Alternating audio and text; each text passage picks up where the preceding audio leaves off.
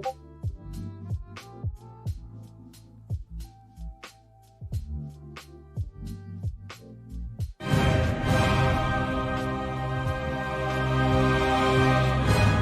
Shadowlands story pulls together threads that started in Warcraft 3 and wove their way through many of our expansions. We approached it like a drama in 3 acts. Now, as the third and final act begins of the saga, we need to stop the jailer from reaching his ultimate goal, which is to rewrite the rules of reality. Eternity's End serves as the final chapter of one book of the Warcraft saga.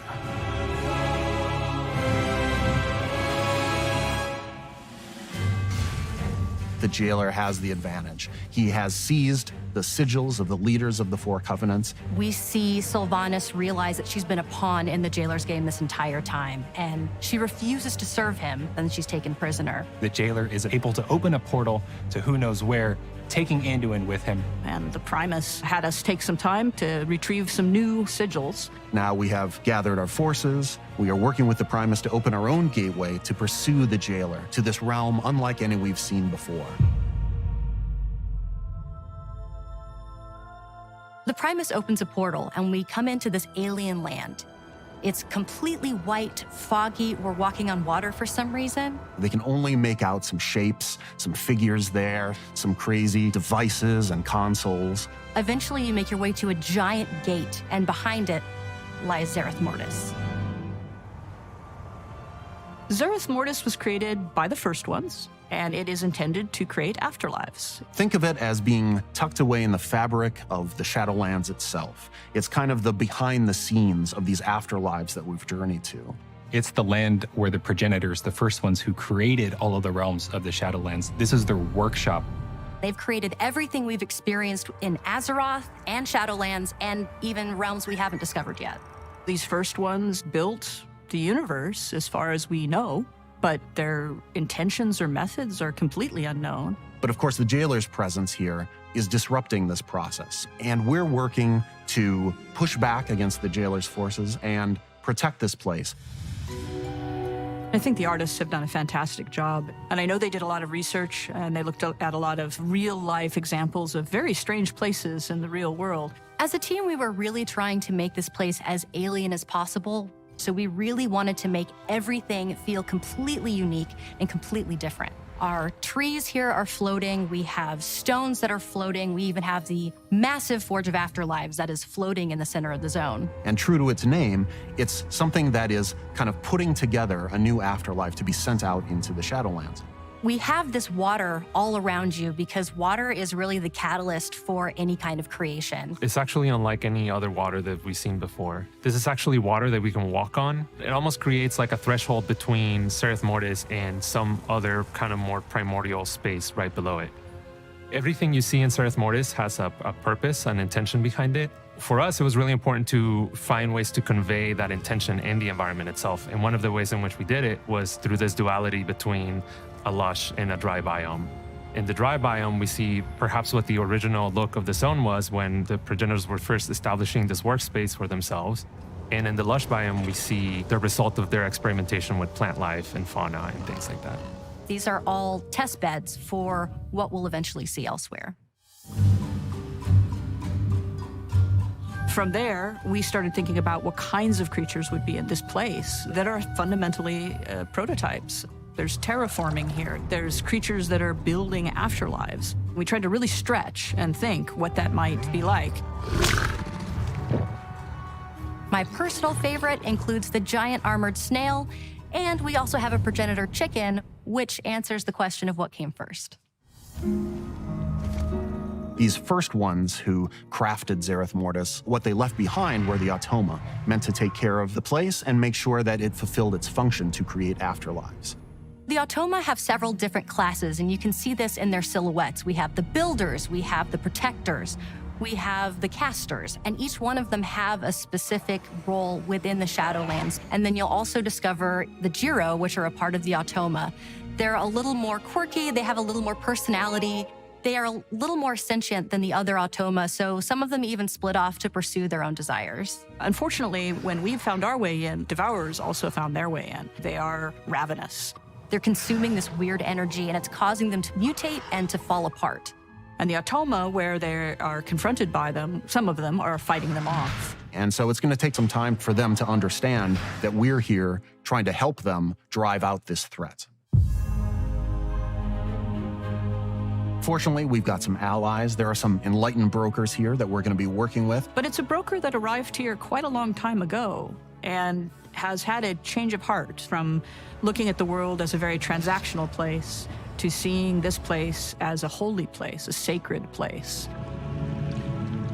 We meet an enlightened one named Fareem, and Fareem needs our assistance, and in return, he leads us to Haven, which is a hub that has been created out of progenitor ruins, and this is where the enlightened really have made their home. Haven serves as our foothold here, as well as use it as a base of operations and really start unlocking the mysteries of this land. The enlightened brokers are intent on protecting and preserving the work of the first ones here, but now they're seeing Zoval bring his forces against the Automa and tear up the land, and they are eager for assistance. The brokers themselves are very ostentatious, they're very into materialism, but the enlightened are not that at all. They have relinquished this material way, and you'll see this reflected in their clothes. They're a little tattered, they're a little faded, because it just isn't important to them anymore. They're just here for the pursuit of knowledge. When players arrive, they're kind of fishes out of water. And one of the first things that we have to do is start learning how to communicate with the Automa. Think of it as a kind of runic language, based in symbols. We will bond with a small construct who's pretty cute, actually. And with his assistance and the assistance of Fareem, we will learn eventually how to understand the symbols through the cipher of the first ones. We'll uncover different parts of this alphabet and start to learn more about the progenitors and ZERETH Mortis itself. It will allow you to unlock new and different forms of content. So that can range from daily quests to new options on the vendors to places to explore and new side quests that open up. So it's really the gateway to exploring the far reaches of ZERETH Mortis. As we looked into the development of Cipher of the First Ones, we wanted something that was unique that players haven't seen before. A little bit of familiarity, but something that takes that to the next level. We really involved the whole team in this creative process. We worked with our UI team to be able to represent those through text, through these things talking and seeing them on screen in chat bubbles and in our chat window. Little by little, these kind of runes start taking shape into words that we recognize. But it's going to be a process that unfolds over the course of playing through Eternity's End. The Automa speak in this kind of musical language.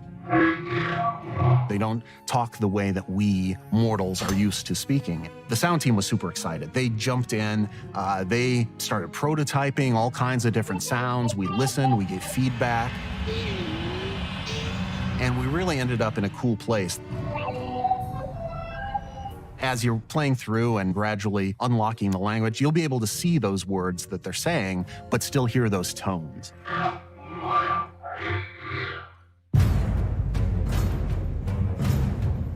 The jailer's true goal has never really been to escape the Maw or to gain power. He's been focused on reaching this place called the Sepulchre, to go into this place of power and to really rewrite the rules of the universe. We'll learn that the jailer has breached the Sepulchre of the First Ones, and this becomes our new raid for Eternity's End. We're going to gather our forces, we're going to pursue the jailer inside. Once you go inside the Sepulchre, there's some mind-blowing visuals. This is a place that should not be able to exist according to the laws of physics as we know them on Azeroth. Just looking out into this impossible sky of seeing these ancient works of the First Ones, those laws don't apply to anything we see here. Among the bosses that we're going to face in Sepulchre of the First Ones include the jailer's forces, maybe a dreadlord or two that you haven't tied up loose ends with. We'll face a consular. This is similar to a being like Algalon, but the jailer's gotten to it and has infused his domination magic into the consular. Before we get to the jailer, however, we need to get to Anduin first. Our hope is that we can learn whatever Anduin knows about domination magic. We need to be able to resist it, or better yet, fight it.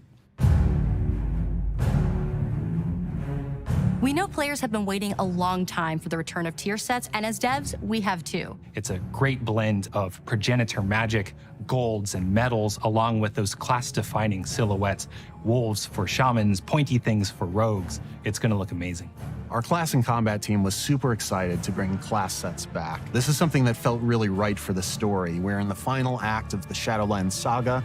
We're here literally on the brink at eternity's end. And what better place to fully unleash the power of these classes? And I think players will really enjoy the return of those class sets just as much as the team enjoyed making them. How do you make something that is mystical and magical and incomprehensible and yet understandable? I think we've done a good job of finding that line. The team as a whole has been working so hard, and we are so excited to get this out for everyone. We're gonna get new mounts, new pets. A bit horrifying for me, but exciting for some is the fact that, some of the spider mounts can now fly. Who needs flying spiders? But that's also going to be a cool thing for people. We have updates to professions, to soulbinds, to conduits. There's a new dancing minigame in Darkmoon Fair. I'm a story guy, so I'm super geeked about watching players kind of piece together those little lore tidbits. That's what excites me as well. I'm really looking forward to Season 3 of Mythic Plus. Tazavesh is getting split into 2 dungeons. If you're a raider, if you chase Keystone Master, if you're an achievement collector, there's something for everyone to do in this. Shadowlands is like the final chapter of one book of the WARCRAFT saga, and our team is already hard at work on the next stories to come. Can't talk about them quite yet, but when the time is right, we're going to be really excited to share them with you.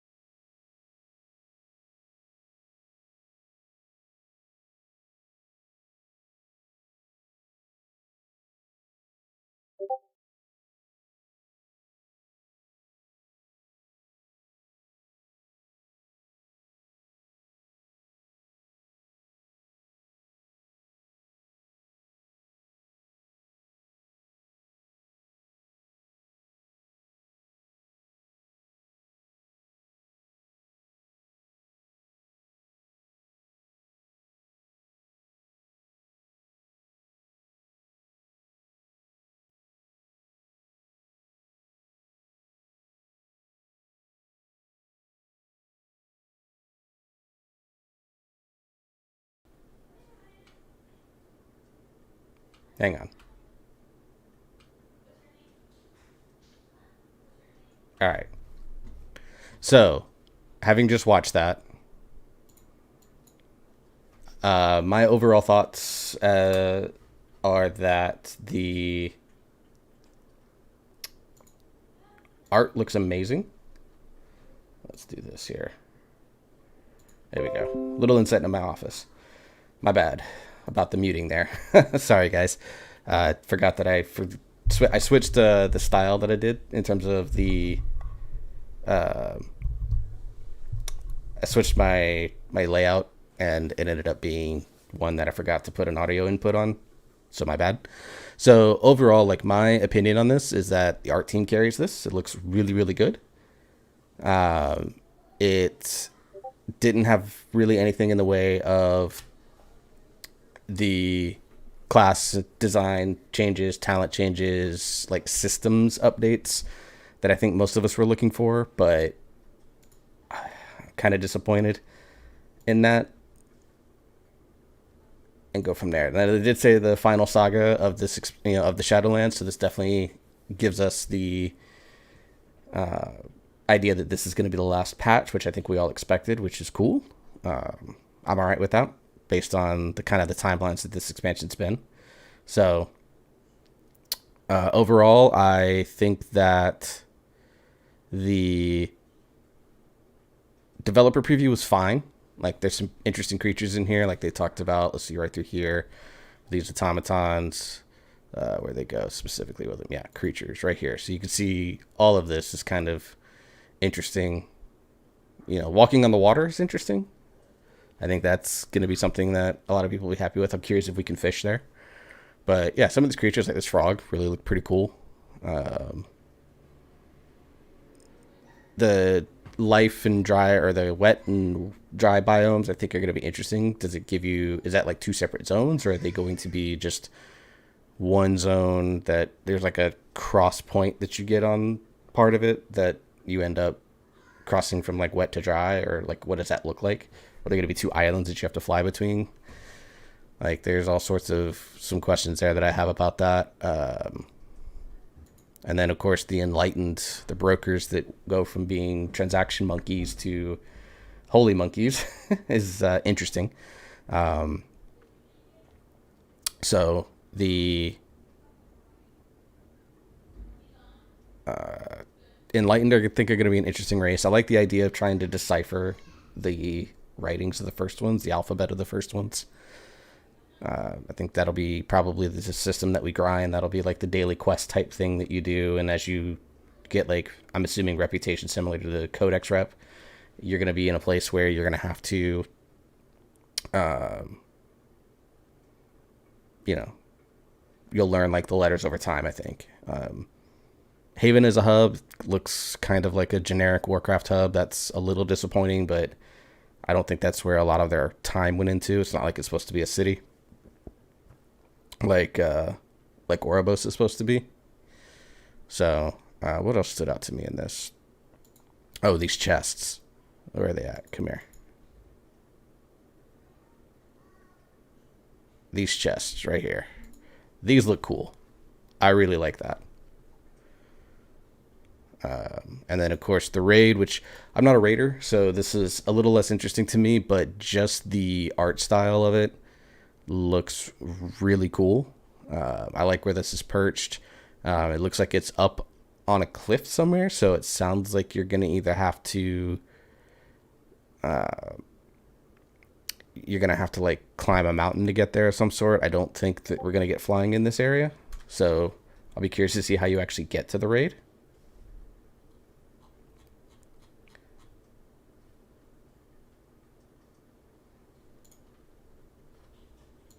New zone with floating BB-8s, Newhall says. Yeah, in Discord. That's pretty accurate. I mean, look, BB-8's popular, man, so I'm sure a lot of people are going to go out and try to gather them up, some automatons. But some of the raid bosses are interesting, of course, with the corrupted Algalon, essentially. The normal jailer forces. Of course, Anduin, I'm assuming, is going to be the penultimate fight, with the jailer being the ultimate fight. I'm hoping those two fights are like hard as hell and like carry over, you know, very close to the end of week 1 or even week 2 for the World First Raiders.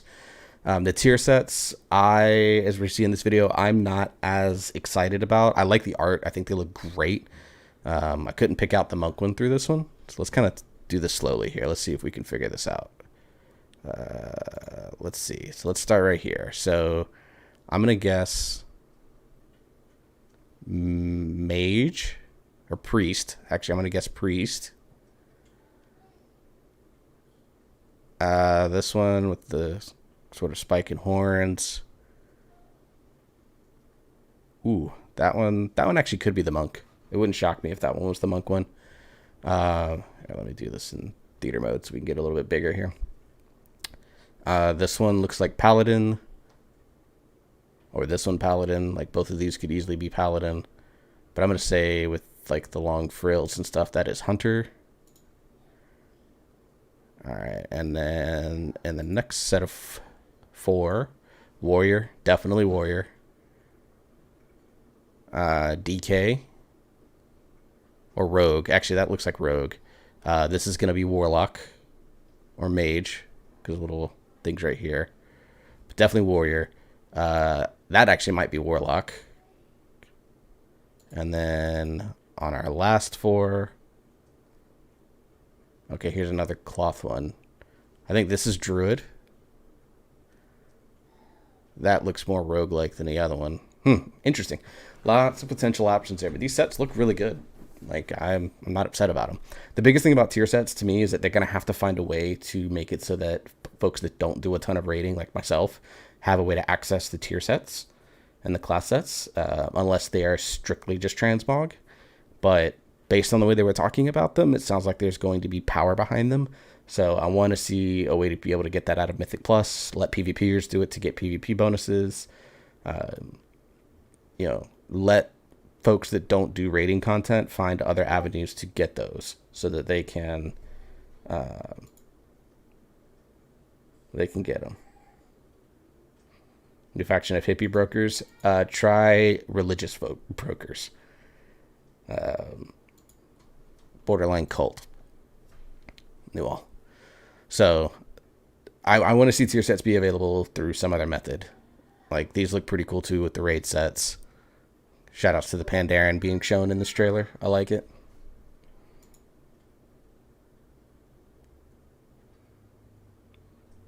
Yeah, Newall's kind of watching the video now.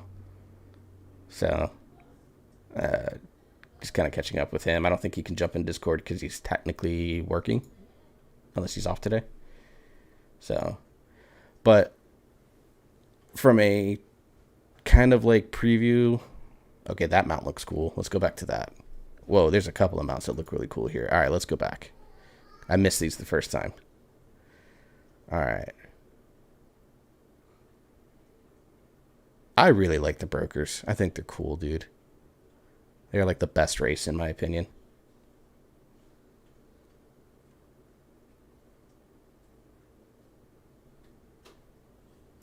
Okay, so the battle pets I don't care so much about.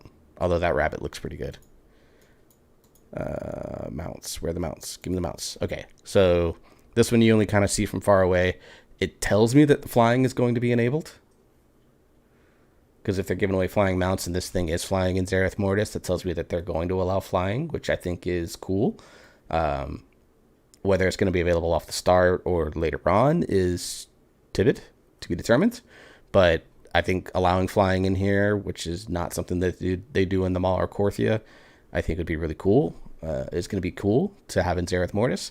I wish that we could fly in the Mall and Korthia now, though, so because the jailer's not there, so like it's not as oppressive. And so let us fly in those zones, please. Although I doubt we'll be spending any time there come 9.2. So the flying spider looks pretty cool. Let's see, profession updates I'm curious about as a scribe. Shout out to the Seat of the Primus. I'm not a big Dark Moon Fair guy, but if you like a dancing minigame, then good on you. Did I miss all the mounts? Mounts. Mounts. Where are the mounts? Did I miss them? Yes, I did. Okay, let's come back here. Alright, so that looks like just a battle pet. Okay, so this is like the hive mind, except it's a kind of clear jellyfish sitting on top of it. It uses the hive mind setup, clearly.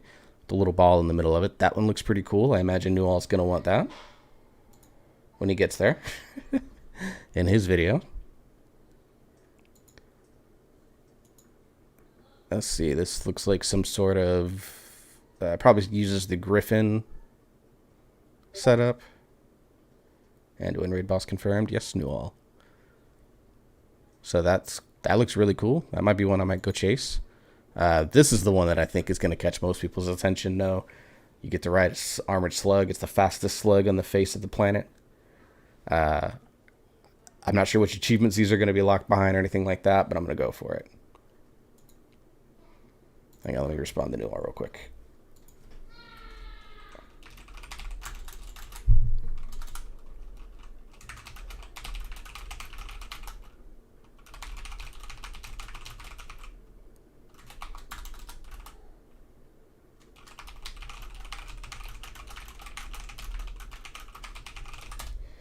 All right. And I'll be curious to see what the KSM mount's going to be. I hope it's just not another recolor of the Deathwalker, because that would be really disappointing considering the setting we're in.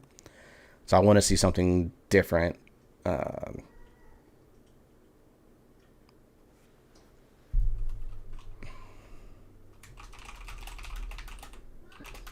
on.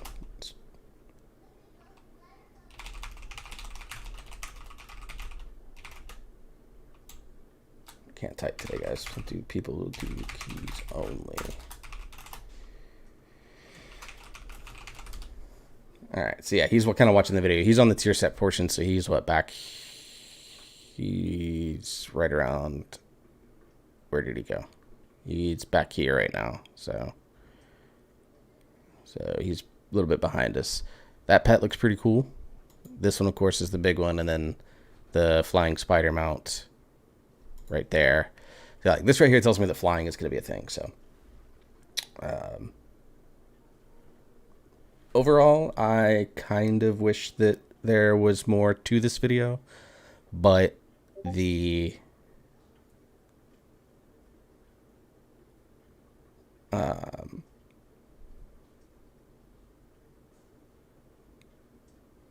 overall, like, impressions that I have is very positive. I'm hoping that they come out with more in the way of systems. Let's see if they... Yeah, they didn't even have this anywhere. Yeah. So, anyways, folks, that's kind of my reaction to it all. It's good to see, like, the beginning of it. But overall, sorry about my kids. But overall, like, I want to see more. I want to get more about the class changes. I want to learn more about the systems that we're going to have, the tier sets in particular. How are we going to get them? And then go from there. So I'll keep this VOD up on YouTube. Hope you all will join me tonight. I'll be on at 9:30 p.m. Central Standard Time, so about 9 hours from now.